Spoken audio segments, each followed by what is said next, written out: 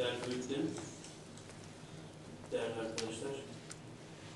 İsmim Şahin Konuş. Geçen dönemde Samsun Çerkes Derneği Başkanıyım. Bu dönemde Samsun Çerkes Derneği'nin bir delegesi olarak geldim. Geçen genel kurulda da bir delege olarak burada bulundum. Hatta Yalçın Bey'in de listesinde yer aldım. Yönetim kurulu listesinde. Orada gördüğüm ve hala süreçte devam eden ve her katıldığım Başkanlar Kurulu toplantısında da belirttiğim bir şey var.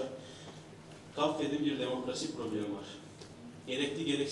Gerekli olan demokratik teamüllerin hala bir türlü gerçekleştirilemedi ve hayata geçirilemediğini düşünüyorum.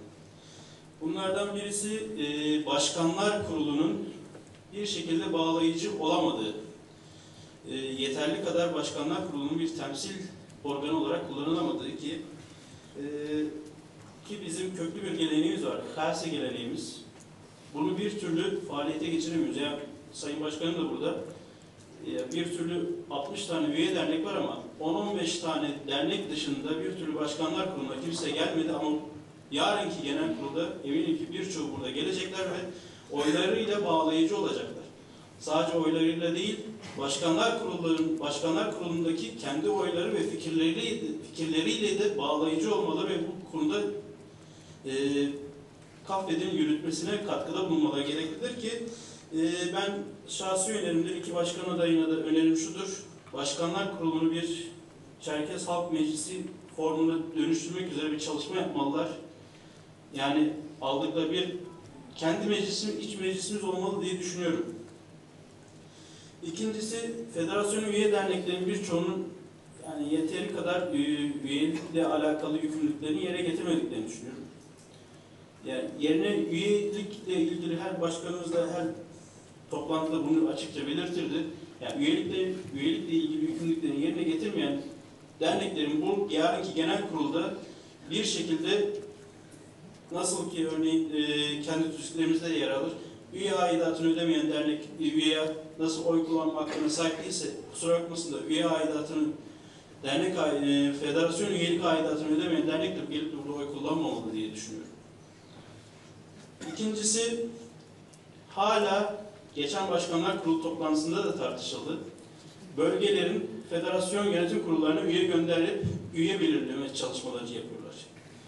Evet, bir demokratik teamül olarak bölgeler bir üyeyle temsil edilmeli. Ama bunu seçecek olan kişi bölge dernekleri değil, başkanlığa aday olacak kişi olmalıdır. Çünkü o kişiyle başkan çalışacak.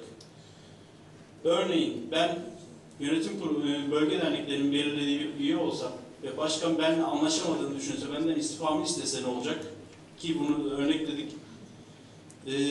Bu sebeple Eyüp abi benden önce notlarımı almıştım, benden önce söyledi. Yani bütün üye derneklerin genel kurul tarihlerinin daha öne almaları gerektiğini düşünüyorum. Ki başkan adayı olacak olan kişiye bir çalışma alanı sağlamalı. Ve bu dediğimiz gibi her bölgenin bir üyeyle temsil edilmesi gerekiyorsa, ki gereklidir, bu üyeyi başkan adayının kendisi belirlemesi, kendisinin çalışma yapıp kimle çalışabilirim, kimle ortak bir projeler üretebilirim diye o bölgeden bir kişiyi belirlemesi ve sonuçta kararı genel kurula ve delegelere bırakması gerekiyor. Murat da söyledi, yani delege şeyinde bir çözüm aranmalı ki en son Başkanlar Kurulu'nda da uzun uzun konuşuldu. Yarın eğer öyle bir çalışma varsa göreceğiz. Yani bu bir açıkça adaletsizlik olduğunu düşünüyorum. Çok fazla üyesi olup da çok fazla federasyon faaliyetleri içinde yer almayıp ama yarınki genel kurulda bağlayıcı olacaksa bu kadar delegesiyle, kusura bakmayın ben bunu hiç adilane de bulmuyorum. Son olarak 10 yıldan fazla oldu. Gençlik Federasyonun belki de Gençlik Komisyonu yapılanması için de bulundum. O zaman aldığımız hala Federasyonun eski web sitesinde de yer alırdı. Federasyon Gençliğe Katılımı diye.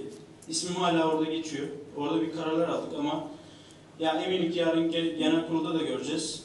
Ne delegeler arasında ne de yönetim kurulları içinde yani yeteri kadar gençliğe şans tanınmadığını düşünüyorum. Ve artık siz içinizde başkanlarımız ve üyelerimiz, büyüklerimiz var. Lütfen dernek yönetimlerinde gençlere biraz şans tanıyın. Teşekkür ederim. Biz teşekkür ederiz. Necip Bey buyurun.